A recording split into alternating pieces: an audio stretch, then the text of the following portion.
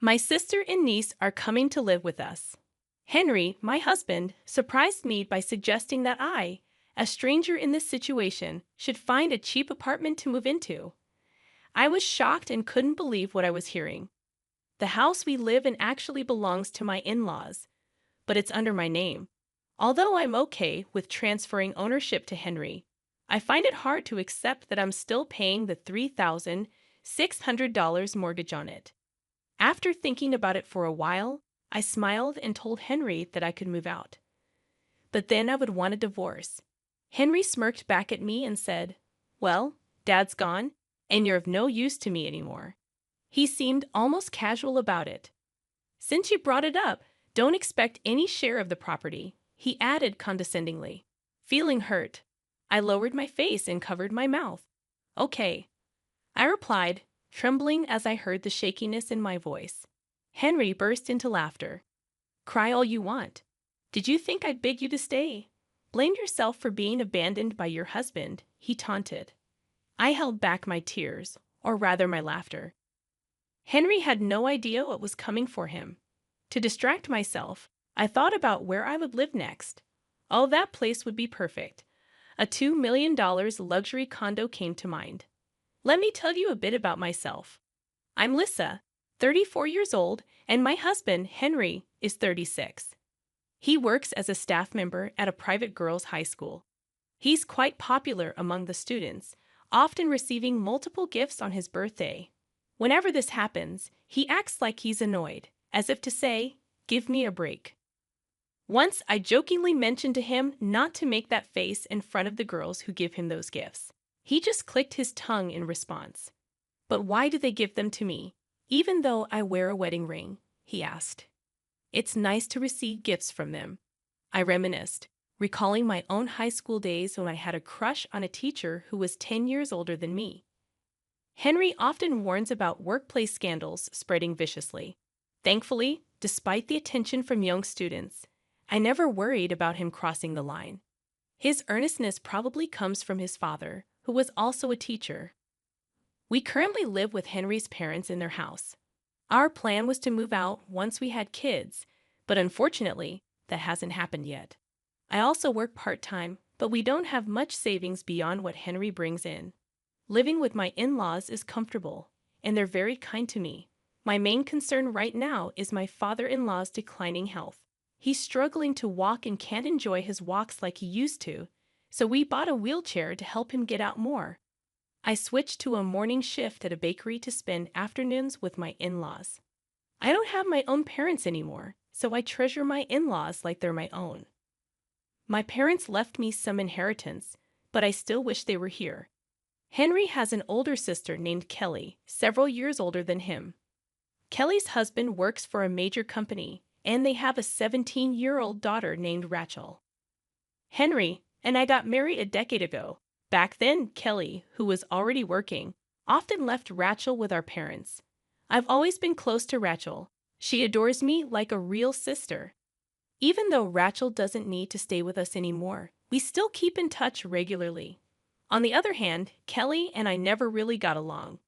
The first time I met her parents, Kelly's first comment to me was, "I thought he would choose someone cuter," and she laughed. Henry didn't defend me, and if his parents hadn't been upset with Kelly at that moment, I probably wouldn't have married Henry. I don't judge people solely by their looks. What's inside matters to me for marriage. Henry later said he valued what was inside, trying to make amends, but it didn't resonate with me. I felt his parents cared for me more, immediately getting upset on my behalf. That's when I decided I wanted to repay my in-laws for their kindness, since I couldn't do so for my own parents. Lately, Kelly often comes back home and talks with Henry and his parents, but she doesn't speak to me directly about it. Apparently, Kelly and her husband are constantly arguing, despite both working. She gets criticized for not doing enough housework. "Well, if I had a part-time job like Lisa, I could handle the housework too. But I work full-time," she snidely remarked, glancing at me. Kelly often compares herself to me, probably because her parents defended me when we first met, and Henry ended up defending me later. Lisa only manages because her mom helps her. If she were alone, she wouldn't cope at all, Henry chimed in, laughing. When our eyes met and my mother-in-law looked coldly at me, Henry quickly changed the subject. But Lisa is really trying hard, you know. She's been taking care of Dad since his legs got bad, ignoring Kelly's surprised look. I went to the bedroom, worried, and called Rachel.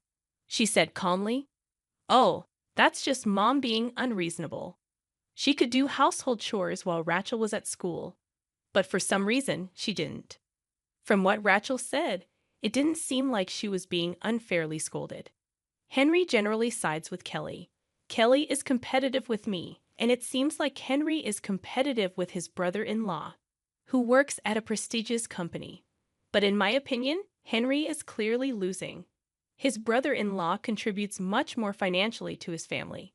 It's not about earning less. It's about how much of their salary they spend on their family. I don't know the exact details of Henry's income, and he doesn't seem to know or care about how much money I have or earn from my part-time job. I just wish he would contribute enough to live comfortably within his means. I don't even know what he does with the rest of his salary. Sometimes he comes home late, saying he's out with colleagues. Whether that's true or not, I don't know. But Henry, who dislikes being the subject of students' rumors, wouldn't cheat. At least, that's what I believed. Henry contributes $2,000 to the household. Normally, this would barely be enough to live on. This alone could be a reason for constant fights or even divorce. It's my family's house, so we don't need rent, right? But really, $2,000 is a bit. I suggested asking his parents to contribute to the living expenses. "It's not about that," he replied, seeming to not understand what I was trying to say. I wasn't asking him to support all three of us alone, but his words and attitude showed a lack of responsibility towards the family. "You can say such things after you have kids, like Kelly," he added, knowing it would hurt me. That's when I realized that my husband could care for his sister, but not his wife. Meanwhile, my father-in-law's legs were getting worse, and our house, surrounded by slopes, wasn't suitable for wheelchair use. "Why don't we move?" I proposed to my in-laws when Henry wasn't around. "We can use the money from selling this house, and I'll pay the remaining loan." My in-laws exchanged glances but said, "You shouldn't have to bear such costs. You're already contributing more to the living expenses than Henry, aren't you?" My mother-in-law said apologetically. "It's okay," I assured her. "I have an inheritance from my parents. Using it for you would make them happy. By then, I may have lost almost all my love for Henry."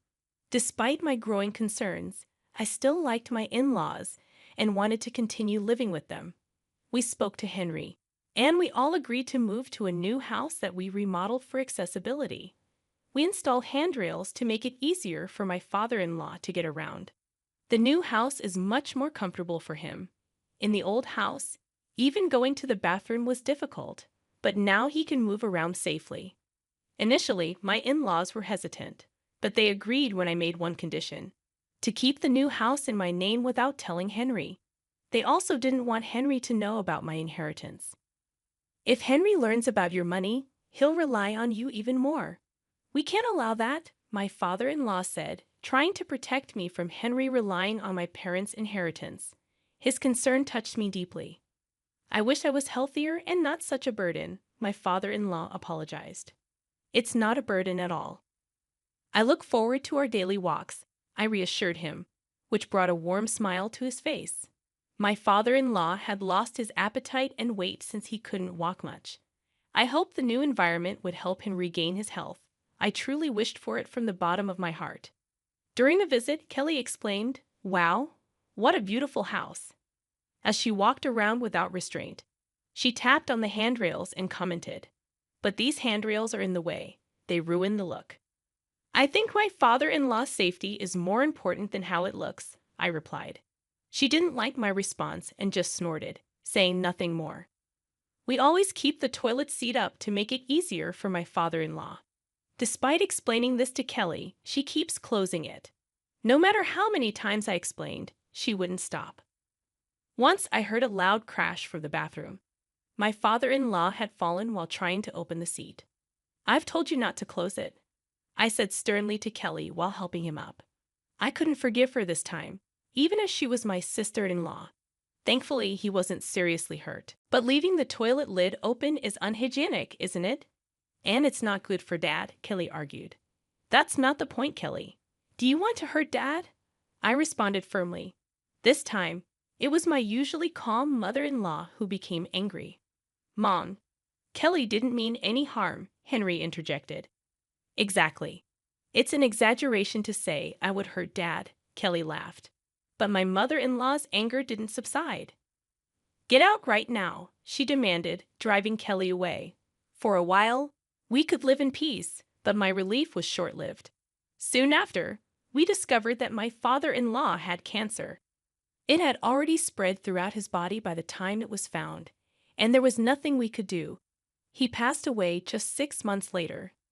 After the funeral, I overheard a shocking conversation from the living room.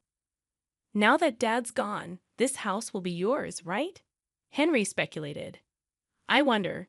Maybe it's left to Mom when mother-in-law's face tensed up. But it's good he didn't suffer long.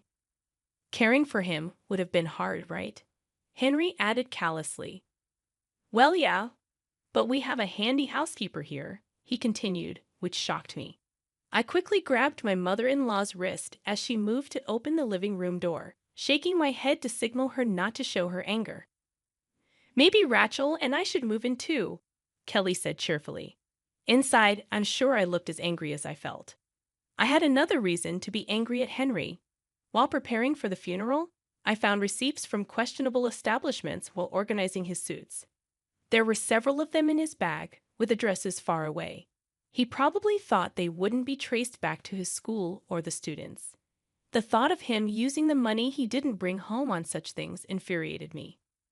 By then, I was already planning how to confront Henry and possibly kick him out of the house. A few days after the funeral ended, Henry suddenly announced, "My sister and niece are moving in. You, a stranger, can go live in some cheap apartment." I recounted, stunned and unable to comprehend what he was saying. Apparently, Kelly and her husband had been fighting, and she decided to move back to her parents' house. Thinking her husband would apologize and ask them to come back, I added with frustration, I never thought they would try to kick me out. Henry's unawareness of the house being in my name and my responsibility for the $3,600 mortgage on it brought new realizations. While I had been considering ways to remove Henry from the house, I saw another option. I smiled and proposed, I'll move out, but then I want a divorce. It was clear to me that leaving necessitated a divorce to protect myself in the end. However, Henry, oblivious to my thoughts, just grinned back. Now that Dad's gone, you're of no use to me, he said dismissively. Since you brought it up, there won't be any division of property, he added condescendingly. His tone made me lower my face and cover my mouth. Okay, I replied, trembling, hearing my own shaky voice. Henry laughed loudly, taunting, cry all you want. Did you think I'd beg you to stay? Blame yourself for being abandoned by your husband. Clenching my fists, I struggled to hold back my laughter, knowing he had no idea what was coming for him. To distract myself from the ridiculousness of the situation, I thought about where to live next. Oh, that place would be perfect. I envisioned the $2 million luxury condo left to me by my parents. Among several properties my parents left me, this condo stood out. Although I wasn't very interested in it before, living in the last home my parents stayed in didn't seem like a bad idea. However, I worried about something. Moving there would mean living with my mother-in-law and Rachel. I've been racking my brain to find a way to rescue them from living with those two after my divorce from Henry. When I leave after divorcing Henry, I'll go to a facility. My mother-in-law announced to Henry and Kelly. Hearing about my decision to leave, Kelly reacted, "Why?" "Kelly's coming back to live here." Her words left me puzzled, considering she previously expressed that it was good her father passed away. However, at that moment, a plan came to my mind. Whispering to my mother-in-law to ensure the others didn't hear, I conveyed my idea. If they won't let me leave, getting kicked out is the next best thing.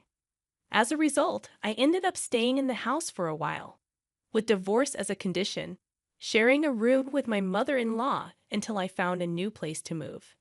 We executed our plan when Kelly and Rachel moved in. During dinner, my mother-in-law said, "Hey, there's no dinner for Dad," causing the other three to freeze in shock.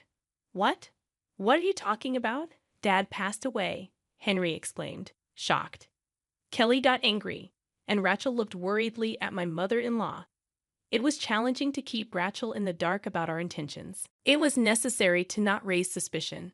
"How can you say such things?" "Apologize to Dad. It's bad luck to talk like that, right, Dad?" My mother-in-law spoke to the empty chair where my father-in-law used to sit.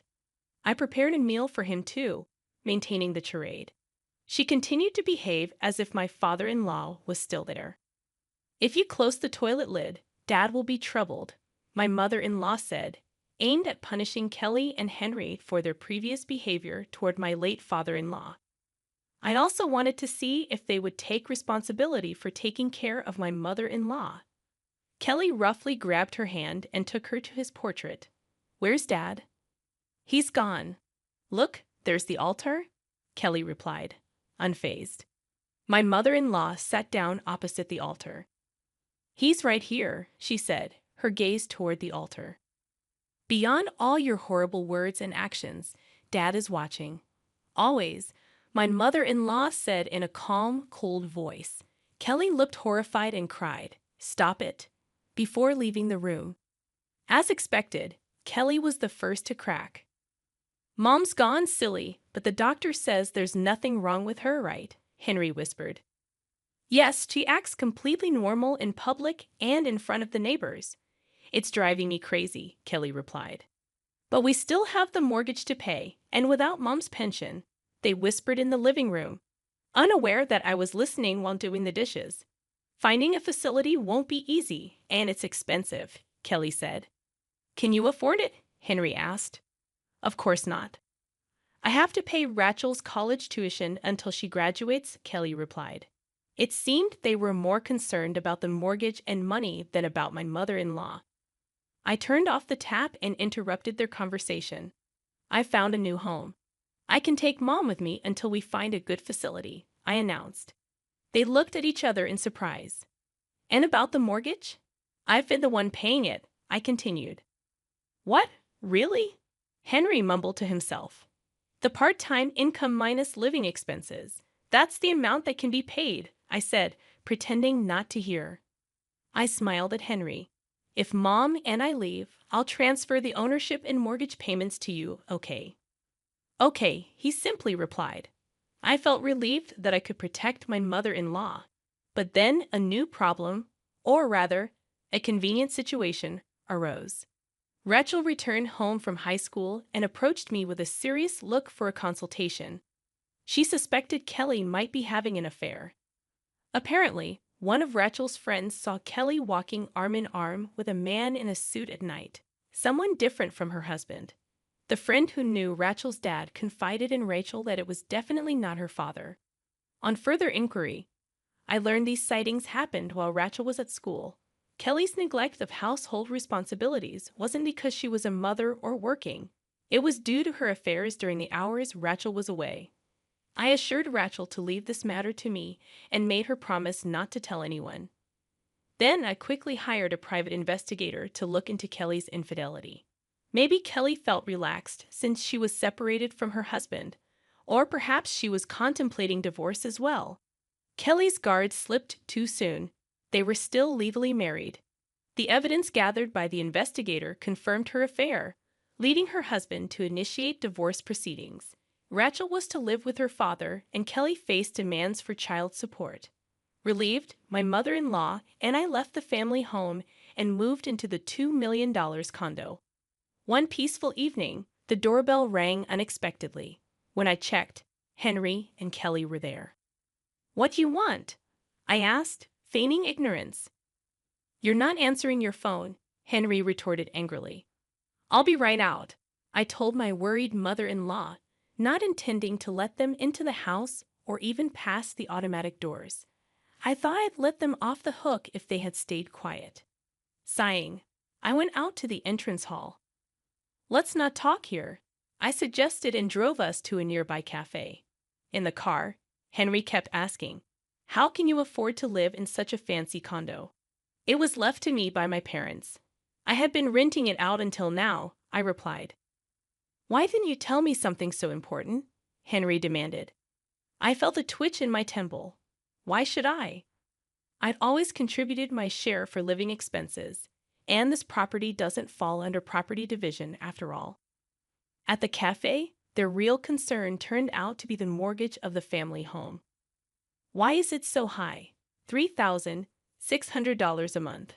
Henry fumed in a raised voice, barely containing his desire to yell. I sipped my coffee slowly and then smiled. "That's the value of living in such a house, isn't it? Don't joke around." Henry slammed the table, drawing attention. Kelly intervened, trying to calm him down. "But Lisa, you should have mentioned such a high mortgage." Their desperation almost made me laugh, seeing no sign of gratitude for all the months I had been paying that amount. "You never asked, and you pretty much left the whole name change process to me, didn't you?" I hinted at their unfairness. But then again, it was understandable.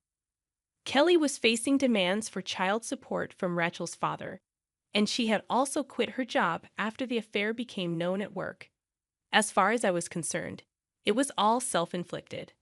I turned to Kelly and said with a smile, "Tough situation, huh?" "What do you mean?" Kelly looked at Henry, feeling her gaze. He mumbled, "Well, it's not like that." "Oh, right. We've only been out of the house for a few days." I realized she hadn't caught on yet. Henry warned me in a low voice, "Don't say unnecessary things." "What do you mean?" Kelly's eyes turned to me, demanding an explanation. I shrugged and pulled out several papers from my bag. "He only puts in $2,000 and spends the rest at places like these," I said, laying out dubious receipts on the table. "What is this?" "You've been going to these kinds of places." Kelly expressed her disgust and outrage, reading the names of the establishments aloud. "You're an idiot. That's disgusting." Kelly's outburst, after tossing away the receipts, seemed to hit a nerve with Henry. "What are you talking about? You're the one who's disgraceful, having an affair with a colleague." Their ugly spat unfolded right before me, making me want to tell them they were both equally to blame. As they argued, I quietly observed, sipping my coffee. Judging that a complaint from the cafe might be imminent, I spoke to Henry. "Oh, right. Sorry about that," I said, prompting him to stop arguing with Kelly. There was a sense of alertness in his tone, recognizing that he should be cautious. "What?" he asked, sounding probing. "I forgot to mention there's a popular recreation center near this cafe," I replied. "Huh?" They both looked at me puzzled, not grasping my point yet. "Many students hang out here after school," I whispered to Henry, leaning in. "See familiar uniforms everywhere. I wonder how many of them are here." Suddenly, Henry stood up with a loud noise, noticing the gazes of the girls around us. I could hear their giggling. My choice of this cafe had finally sunk in for him. "Just so you know, I didn't raise my voice," I said calmly, standing. Henry looked down, trembling. His hand on the table was clenched so tightly it turned white. "Thanks for embarrassing yourself. School tomorrow should be interesting," I added, grinning at him. He collapsed to the floor in defeat. Eventually, the family home was put up for sale, and Henry and Kelly moved to an old small apartment. Kelly struggled to find a new job, and Henry resigned from the girls' school. Apparently, there were complaints from parents about inappropriate staff members. Even if the phone call hadn't come, Henry would have likely resigned, but the call spread the rumors even further. The reason I knew about this was that one of Rachel's friends attended the school where Henry worked and shared the news. As Henry feared, the story spread wildly. Hearing this from Rachel, my mother-in-law shook her head in disgust, and I couldn't help but laugh. Once Henry and Kelly came begging for help, relying on my inheritance and my mother-in-law's pension. They apologized profusely, but I quickly sent them away, saying there was no need for apologies. Now I continue to live with my mother-in-law, and Rachel often visits our condo. She loves the view from the windows as much as I do. We spend our days looking out at the vast sky my parents once admired. With the curtains wide open, we enjoy our meals feeling on top of the world. I cherish this life, hoping to show the filial piety to my mother-in-law that I couldn't show to my parents.